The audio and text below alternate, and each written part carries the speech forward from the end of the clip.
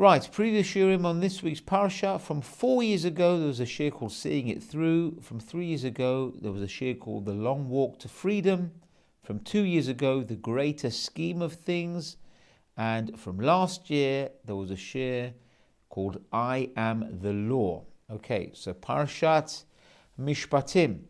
Now, this is the last week of Shovavim, and we are into the connection, the second part of Matan Torah.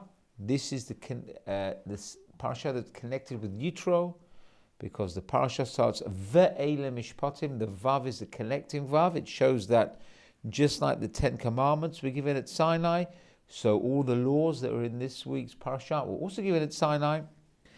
So we'll mention a few things about the parasha, and I have a few stories for you as well. So, the first part of the parasha, as we've spoken in previous years, is talking about the Eved Ivri, the Jewish slave.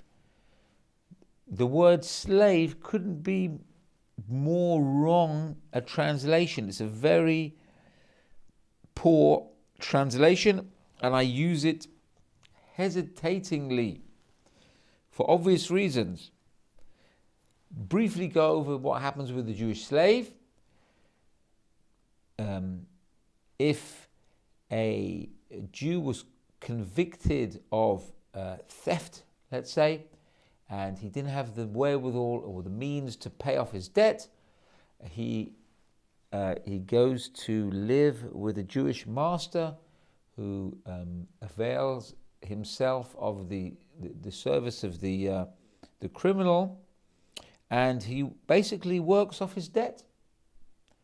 He works off the debt until such time as he needs to be freed, and he's freed. Now, because of this, the Torah has a whole slew of laws, and we see, if we turn to Pasuk, beginning of the Parasha, Perek Chaf Aleph, Pasuk Hey and Vav, says 21, Pasuk 5 and 6, which talks about the slave. The slave really, you see, we don't call him a slave because a slave sounds like somebody who's under terrible servitude, and he lives in a hovel, and his master beats him all the time, and all the terrible connotations that we normally think when we think of slavery. First of all, people in our generation or the previous generations, last few, would automatically think of slaves in America, black slaves, the era of slavery a couple of 100 years ago.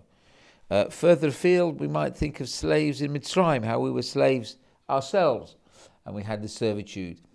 And both of those connote very terrible subjugation of the slaves. So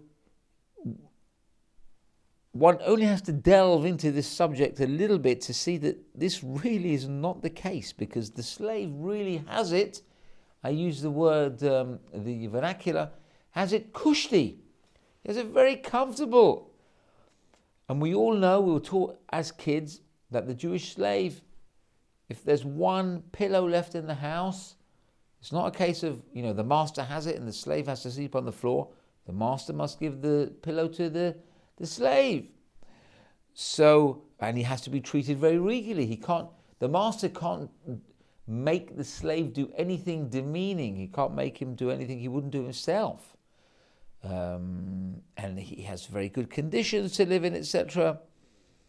And the parasha tells us in these two psukim, V'im amor yomar ha'eved ahavti et adoni. If the slave says, I'm very happy here, I love my master, et ishti v'et banai, my wife, my children, lo etzeh b'choshi. I don't want to go out free. I want to stay here.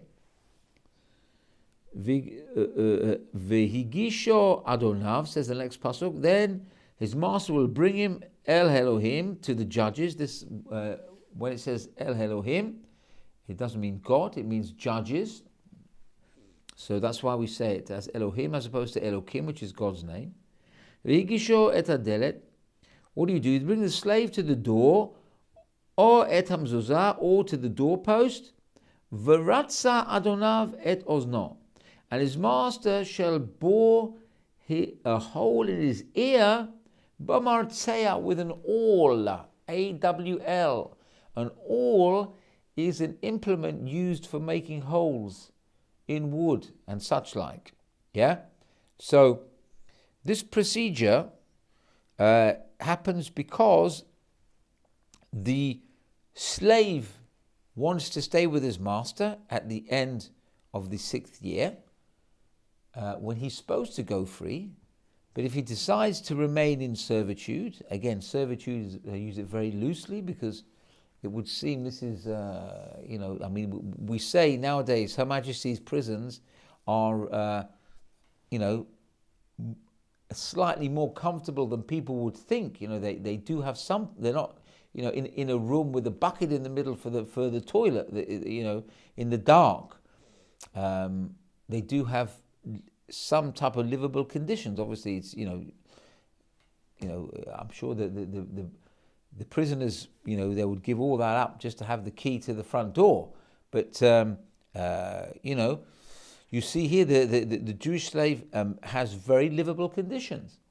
So when he wants to go free, he has to go through his procedure, and then he's allowed to stay with the master. So they have to bore a hole in his ear with an awl, because the ear being very significant, because this is the ear that heard at Har Sinai, that you're supposed to be slaves to Hashem. So you didn't hear this message, so he bore a hole in your ear. Now, we could speculate and say, why does the Torah make the slave do this? Why is the slave made to feel somewhat inferior? He's got it so kushti. He has the best of everything, it would seem. So could you really blame this slave for wanting to leave his master's house when he's got everything at his disposal, when he has the lion's share, when he almost has? It's like they say, a master who acquires a slave, it's like he's acquiring a master for himself. The slave is not a slave, the slave is really a master, because the slave gets preference. So what type of self-respecting slave could be blamed for wanting to leave this paradise?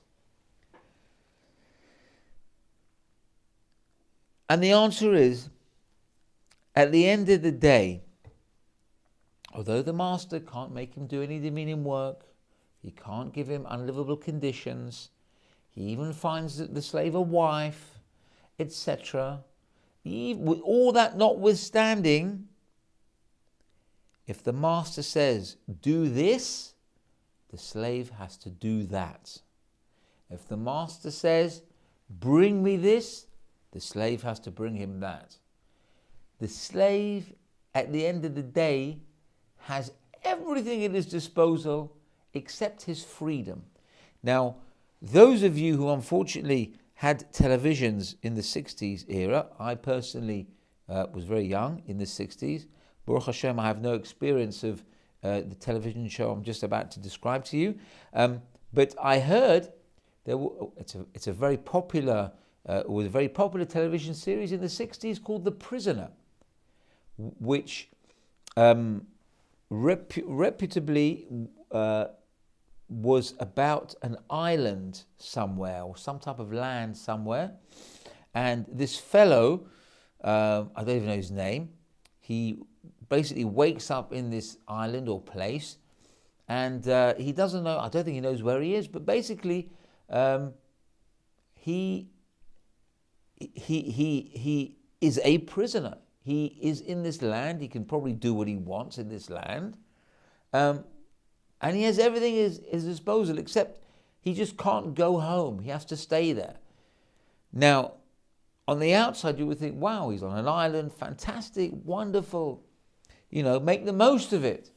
But all this luxury and all this affluence is nothing in the face of liberty, or I should say lack of liberty, or lack of freedom. A person would give anything to be emancipated from this situation. So this guy, whereas he could have made the most of it, it meant nothing to him because he just couldn't go where he wanted to go. He was not his own boss, as it were. So this would seem to be the same thing here. Of course, the slave has everything at his disposal. He wants for nothing. But which slave in their right mind wouldn't give all of that just for their own freedom, their own emancipation? So that's really what comes out of it here. And it's not a case of limited slavery. So the slave can't say, I'll do anything for my master except for this. It's not as if he can say, look, you know what, master, I'll do anything for you. You tell me to clean the table. You tell me to bring the wine from the cellar. No problem. It's just, if you don't mind, not waking me at 4 a.m. to go and feed the chickens or something. I would appreciate that. Otherwise, everything else, no problem. A slave cannot do that. He can say can't say anything. He can do anything except he cannot say no. That's one thing which has been removed from him. He cannot say no. So that is that's the bottom line. A slave cannot have it both ways. And if you'll excuse the pun, for a slave, it's all or nothing. Yeah?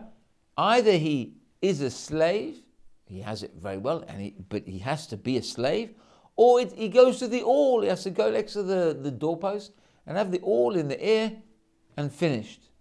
So this is why one must never lose sight of the fact that a person is mishubad, a person is enslaved to a master. So that's the removal of the absence of liberty. So now let's move on to the next parak, 22.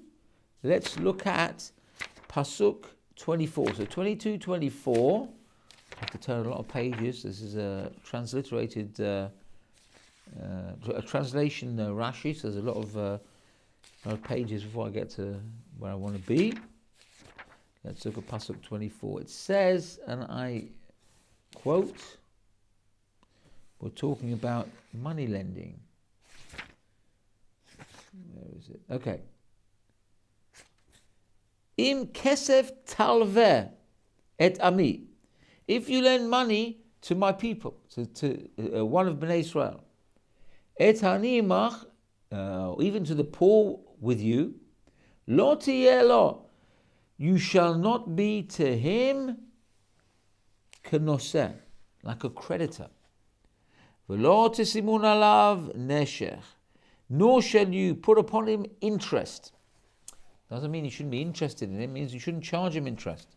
This is the baseline for all the halachot about ribit, about lending money and not charging interest. But this pasuk is quite far-reaching, because it says you shall not lend money to the poor that are with you. Now, on the face of it, it seems to be talking about poor people within Bnei Israel. But there's a darush, you can make a drasha on this pasuk. If you look at the pasuk, look at the words, it says the poor people that are with you. You could even say it means within you yourself. Who are the poor person? Who's the poor people with you? It means the poor person that lives within you. Now, if you think about this carefully, what is the poor person that lives within you? It's the feeling that a person has, the feeling of empathy that a person has or should have with somebody who is less fortunate than oneself. So a person shouldn't lose sight, shouldn't lose empathy or feeling for somebody who is downcast, who is less well off than you, because you need to awaken those feelings within yourself, those feelings of brotherhood with your fellow man.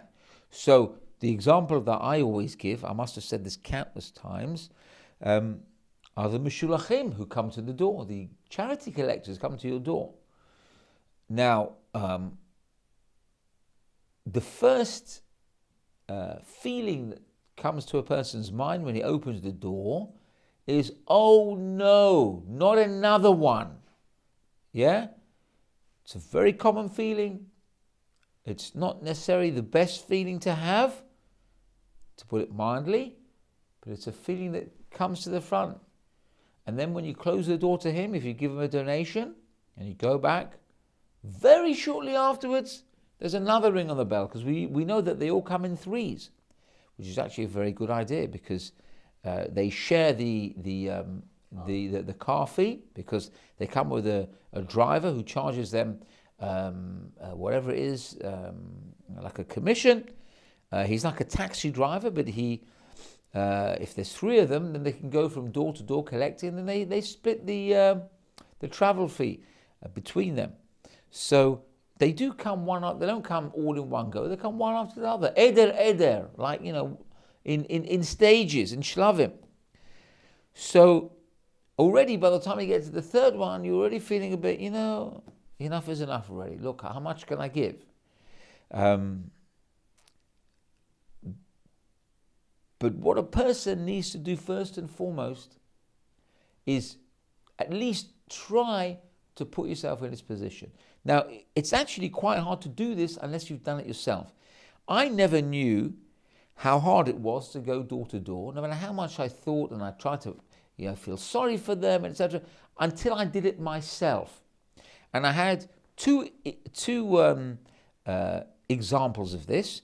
One is something I do on an annual basis. I go with my uncle Shimshon, Harav Shimshon Moradi, who is a Rosh Kollel who lives in Bnei Brak, and he comes once a year to England, and my mother takes him.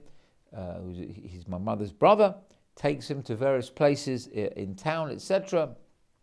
And I take him. I spend a grand total of one day, maybe a few hours, taking him to various people in Edgware and Hendon and Golders Green, and I can safely say it's one of the things that I dread the most. Every year, when it comes to it, I have that sinking feeling.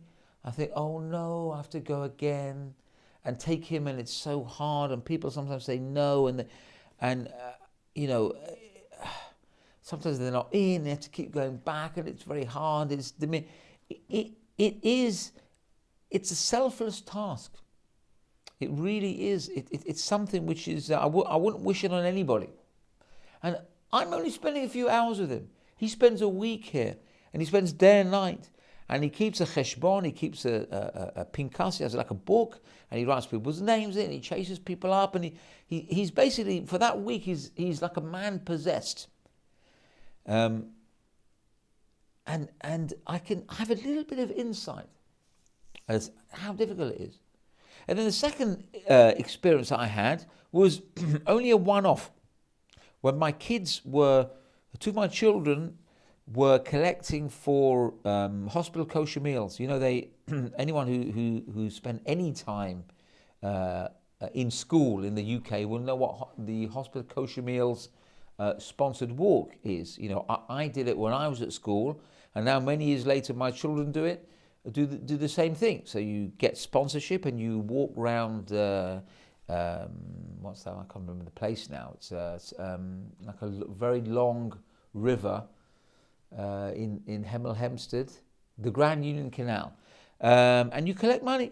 So I went with them. Obviously there were young kids, and all my two young kids going by themselves door to door. So I went with them, I took them, and we had doors slammed in our face. I mean, this is children. We're not talking about adults who might seem threatening or might be a bit bolshy, and forthright. These little children, I was driving them, I was taking them. And we had all sorts of different responses. Some people were favourable, some not so favourable. And I genuinely felt so pitiful for my children, when they had people say, no, I don't give. And then they looked very downcast. It was like something out of the Railway Children. So I got an insight from that perspective. So it really is not easy. But no matter how difficult it is, we need to put ourselves in that position. Not everybody has the privileged experience that I have, so to have a more clear insight.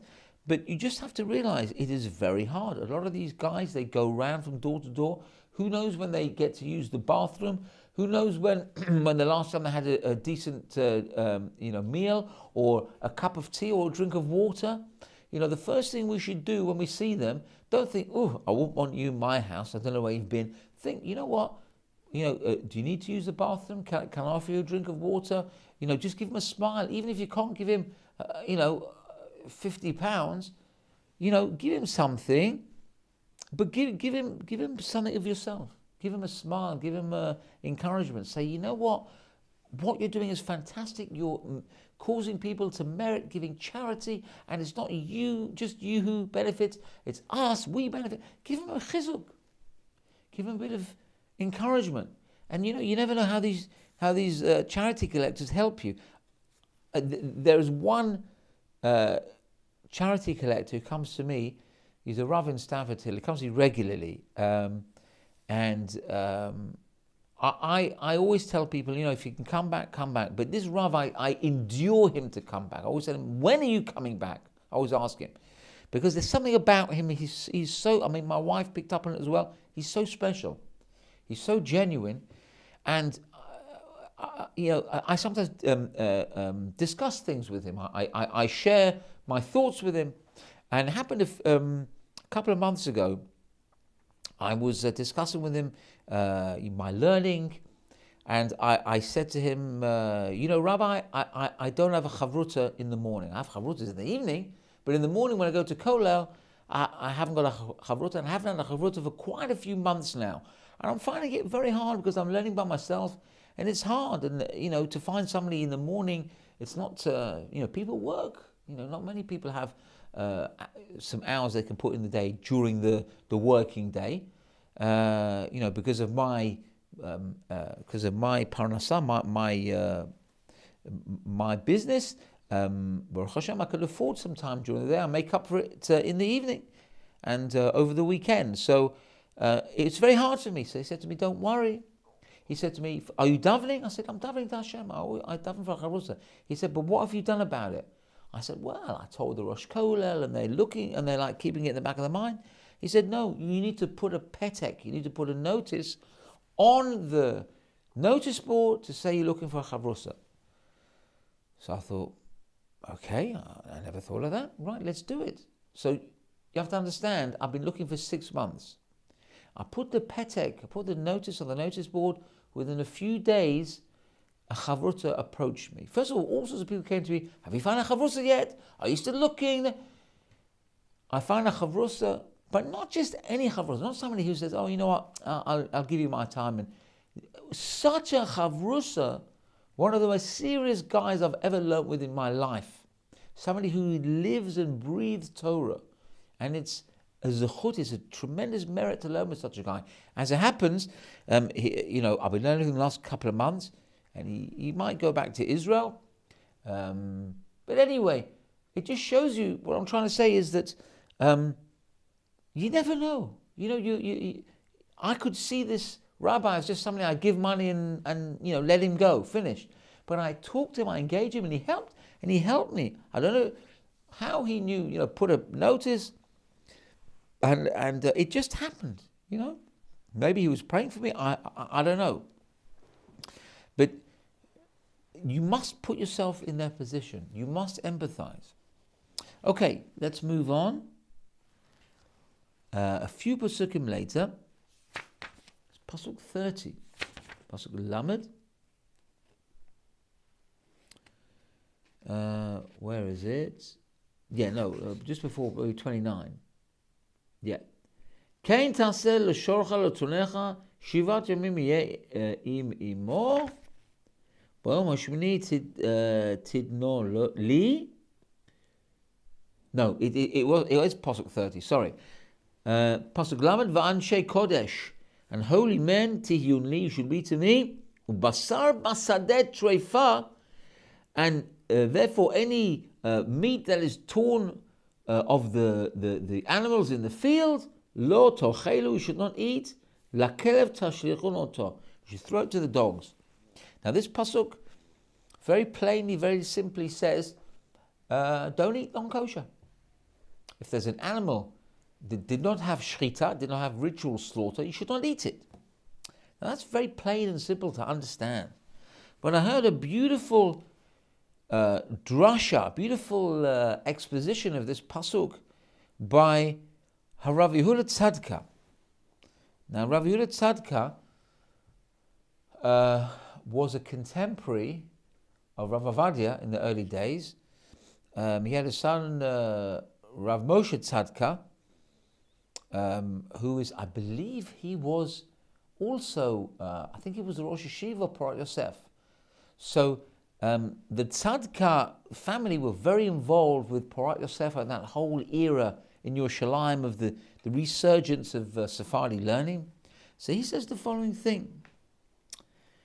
It says, "Basar basada treifa lo tochelu." Any flesh torn of the animals in the field you shall not eat. The animals in the field. Why say animals in the field? Animals normally are in the field. So he says like this. He says, you could read it as meaning, don't eat terefa, don't eat non-kosher in the field. The field means outside. You know, there are people, and I'm not judging anybody, God forbid, I'm not judging anybody, who are happy to eat kosher in the home.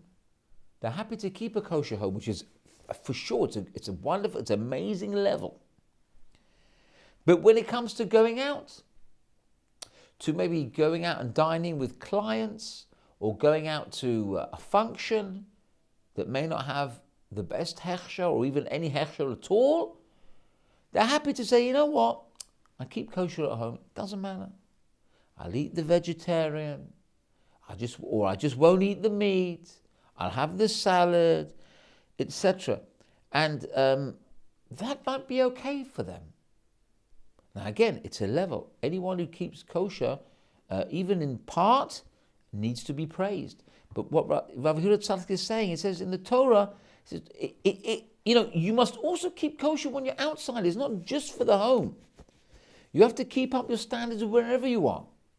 If you eat a certain level of kashrut in your home, keep that kashrut when you're out of the home. If you don't eat chalav akum, you don't eat a non-supervised milk in the home, then when you go out, I'm not talking about an emergency. If it's really an emergency, of course, but don't go and eat all sorts of chocolate bars that have got chalav akum in them, non-supervised milk. That's what you do at home. Keep the standard consistent. It's not just for your home. It's also out. One of my big bugbears, one of my big bones of contention that I have with certain kosher style caterers these days is that they've invented this phrase. I have talked about this before. They've invented these phrases in the last few years. When they have a non-kosher menu at a function, and instead of calling it the vegetarian menu, or something which doesn't have any meat or shellfish or pork or whatever, they don't call it vegetarian, they call it non-offensive. So a non-offensive menu will basically mean that it doesn't have any pork or any shellfish. It could even mean any meat. It just means that whereas a person will be offended by these things, a self-respecting Jew will be offended if he was served pork. So for them, we have a non-offensive menu which doesn't contain these things. Now, that doesn't mean that it's got the hechsher of Rav Landau on it, or of Schneebalg, or of Diane Westheim. It just means they left out the pork. So you would be eating non-kosher fish, you would be eating vegetables which haven't been checked for bugs, and I needn't tell you what danger that presents. So my wife and myself always have this thing between ourselves. We always say, it's called a non-offensive menu, but who are you worried about offending? You've certainly offended me. You've certainly offended my wife, because you've called this, just because you've removed a couple of non-kosher ingredients and now it's okay for people to eat. That offends me greatly. I find that offends my sensibilities. That greatly upsets me. So calling it non-offensive is more offensive than just calling it treif. I think they'd be better off just calling it non-kosher. At least you're honest and to the point, and people can make an informed decision. Whereas if you call it non-offensive, there might be people out there who may not be as well informed as others, and they might think, well, that means I don't have to worry about eating ham or something like that. So to call it non-offensive is not the answer. You're better off to call a spade, and not to be like, ironically, not to be like the pig. The pig itself displays outwardly signs of kashrut, but inside, of course, he has no resemblance to kosher animal whatsoever. And sachakol, at the end of the day, a pig is 100% treif. So don't present something which might fool other people. Call a spade a spade. And throughout the years, Jews have stuck to kashrut, even if it cost them their lives. You hear stories in the death camps in Germany about Jews who would never eat treif. I'll tell you a story. There was a story told about, it must have been over 100 years ago. There was a Jewish soldier who served in the Polish army. I'm sure he didn't go there voluntarily. I'm sure he was conscripted. And this Jewish soldier reputably went through his army career without eating any non-kosher thing. Wouldn't let anything treif pass his lips. Now, it happened that one time his commanding officer found out that he was not eating the pork, and he said to the soldier, "What is this? Why are you not eating the same menu as the other soldiers?" He says, "Forgive me, but I don't eat this meat. This meat is not for my Jewish diet." He probably tried to explain it to him as delicately as possible. But of course, the commanding officer, being a rabid anti-Semite, he said, "No, we're not having anything of this." So he said, "Next time you come to to eat with everybody, you eat the same as them and nothing else." So of course, this Jewish soldier demurred, and he said, "I'm sorry, I cannot eat this." And the commanding officer said, "You will eat it if it's the last thing you do." So the soldier said, "So be it."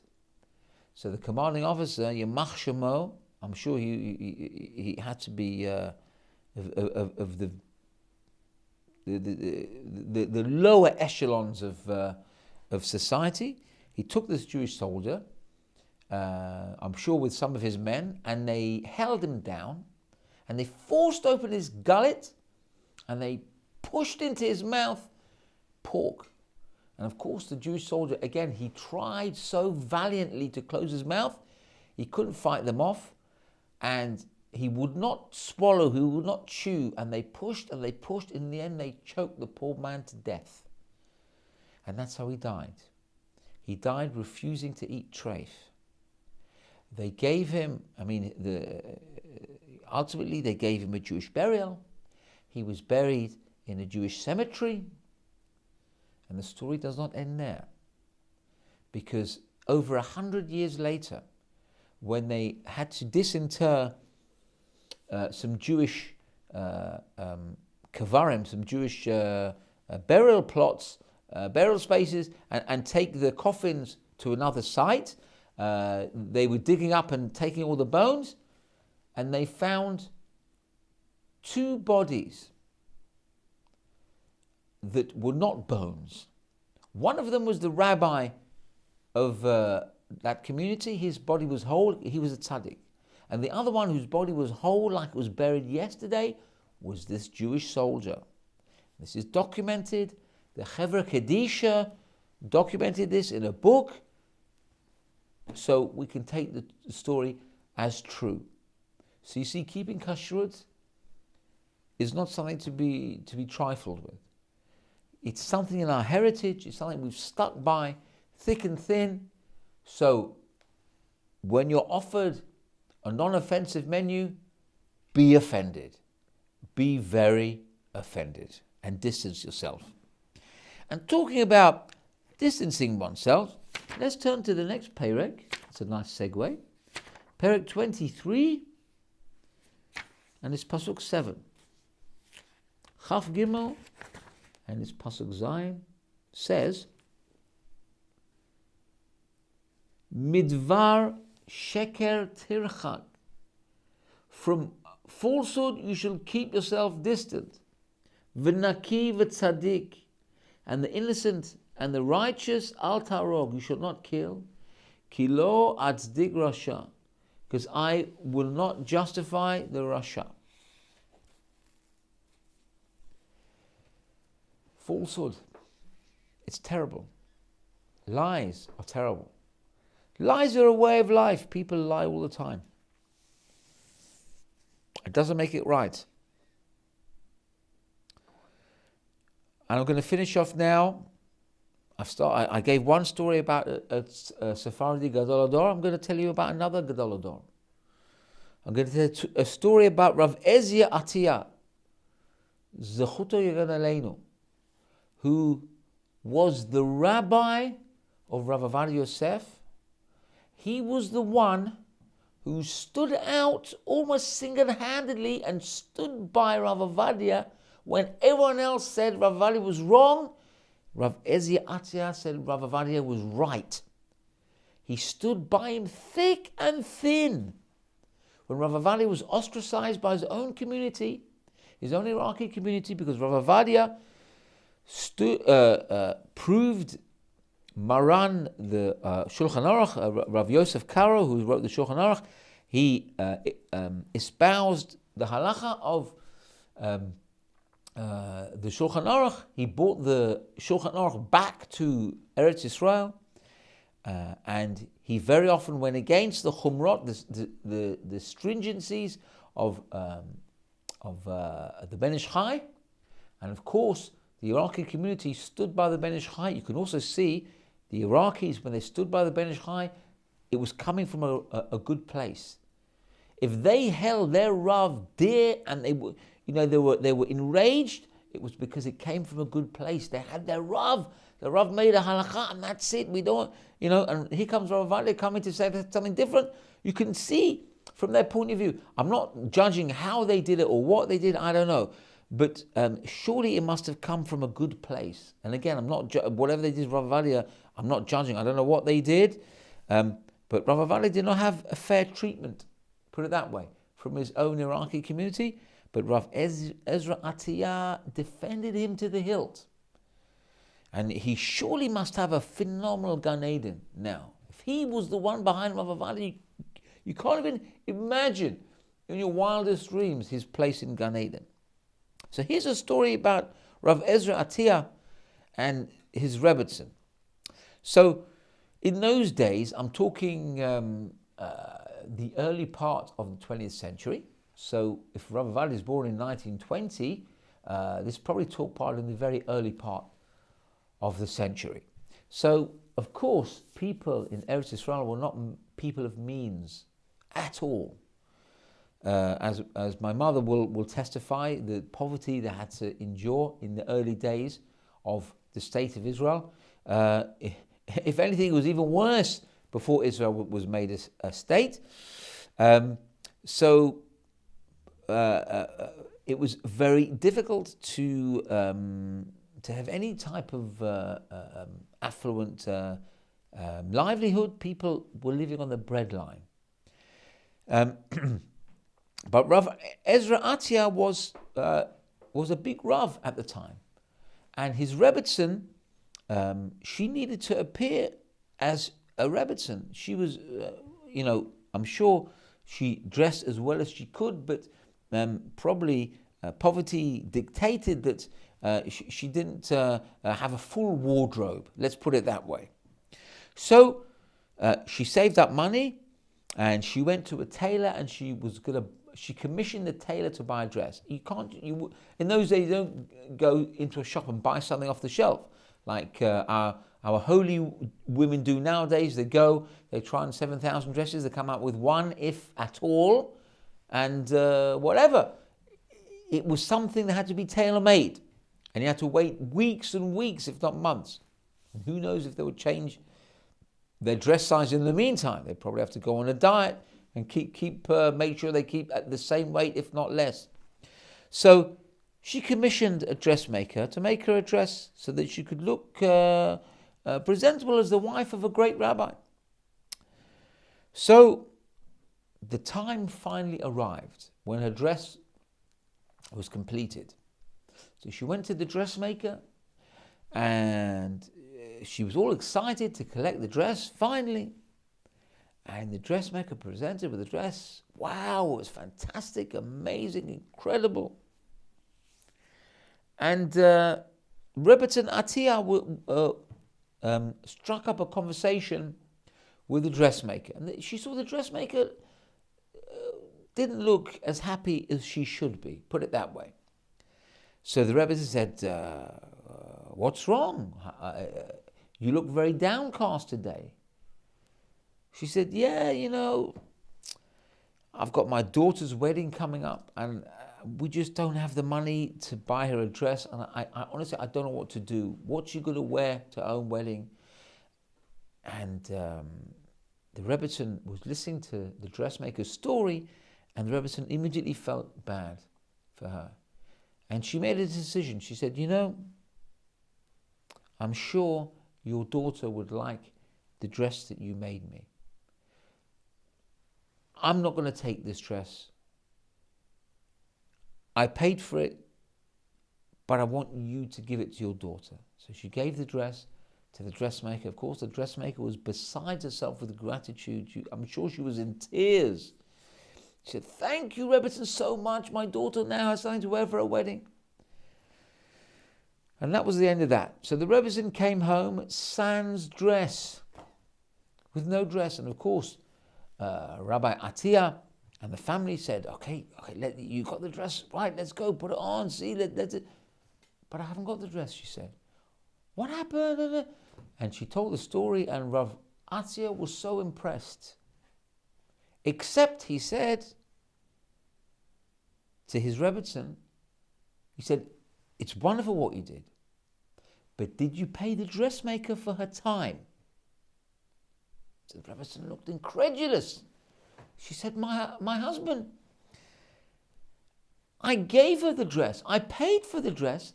I just gave the dress back to her. So the rabbi said, no, that's not the point. She worked, she spent all that time making the dress for you. I know you gave her back the dress, but she should have nothing for her time. She'd end up with nothing. So they made up with each other. They said, the Rebbetzin went back to the dressmaker and paid her for the dress and for her time, even though she didn't have the dress at the end of the day. The dressmaker got the dress that was made for the Rebbetzin, and she got the money for her time. Now you can imagine this dressmaker must have been bowled over. But why did Rav Ezra Atiyah insist that his wife give her the money? For one reason and one reason alone. Because that was the emet, that was the truth. That's what a Jew has to do. That's what anybody has to do. Anybody who wants to embrace the truth has to realize that the truth is not for compromise. What was it? Baroness Thatcher said, this lady is not for turning. Yeah? The truth is not for twisting. The truth is yashar. Sheker can exist in this world, and it does exist in this world, but it has no place in Shamayim. Sheker does not stand in the next world. And I'll tell you, I wasn't going to tell you the story, but I'll tell you the story now only because I can see I'm finishing a little bit early. So, without going into the whole story, there was an incident in Nach about Jezebel, and her husband, King Achav. And there was somebody called, oh my gosh, his name's gone out of my mind now, who had a field. How can I forget his name? You see, I've gone blank. It's probably because it's not on my notes. He had a field, and the king desired the field. I'm sure people are watching this or listening to this. They're screaming out the name now. I can't get your vibe yet. The king desired the field that this man owned, and the fellow didn't want to sell it because it was an ancestral field, and so it's been in his family for generations, and he didn't want to give it away. So the queen heard about it, and she made some whole. She created some whole situation with false witnesses that in the end they had the fellow killed, and the field automatically went to the royal treasury, to the royal coffers. So of course it was a terrible dastardly act, and the fellow who incidentally why did this happen to him? He was a tzaddik, and the answer is because he was a chazan, he was a singer, he had a beautiful voice, and he would sing for Aliyah Regel every time they would go up 3 times a year for the foot festival. He would go, and people would go with him to hear him. He's like was like the version, the modern equivalent would be something like Shweki. Wherever Shweki goes, people run to hear his concerts. Or maybe last generation would be Avram Fried or Mordechai ben David. One of the top, he was a top chazan. But one year he decided, no, I'm retiring. I'm not going this year. And Hashem punished him because he should use his talents for the service of Hashem. You can't just say, no, I'm not going to do it. It's not your choice. Hashem gave you the talent. You're supposed to use it for Hashem. So this fellow died this horrible death. It would seem very unjustly. But his neshama came up to Hashem. And Hashem needed somebody, as it were, to be the vehicle for King Achav's death. Now, this soul of this person who'd owned the garden and the field, and he'd been killed, went to Hashem and said, I will be the reason, I will help to be the reason why this king will get killed. I will go into the mouth of the false prophets, and I will make them say a lie, and then we'll see Achav will get killed. And as soon as he said that, as soon as he said, I will be like to say something false, Hashem took that neshama and threw him out of Gan Eden straight away. Why is that? Because this soul of this fellow who died, he mentioned sheker. He was going to perpetrate falsehood. And falsehood has no place in Olam Emet. It cannot stand in the same place. So immediately Hashem banished him from the world to come and said, go, okay, you go into the mouth, but you don't have any place talking about falsehood in Shamayim. So you see, it has no place in the world to come. But here, because it's so rife, we think it's right. But it's not right. We have to, the Torah says, not just don't do it, you have to distance yourself. You make a huge distance. When you see a lie, turn around 180 degrees, run for your life. Put a big gap between you and the falsehood. If you're in a group of people who like to tell lies, who like to do things that are not correct, turn your back on them, run away from them. Perhaps, I'm not saying blank them. Okay, nod your head courteously. Don't have to be rude to them, but certainly do not associate with such people. We have no place. As honest human beings, we have no place to be with people who live lives of falsehood, who cheat people, or who sketch people, they say in America. We have no right to be with people like that. We have to run away. And ultimately, those people will look at us and say, hey, look at him. He stands by the truth. Maybe I should stand by the truth. And we'll be examples to them. And then Bezrat Hashem, through this, through staying away from falsehood, through empathizing with our fellow man, and through being honest, not just with other people, but even with us, and especially with ourselves, we will merit the coming of Mashiach when we will see the ultimate truth, the worldwide truth.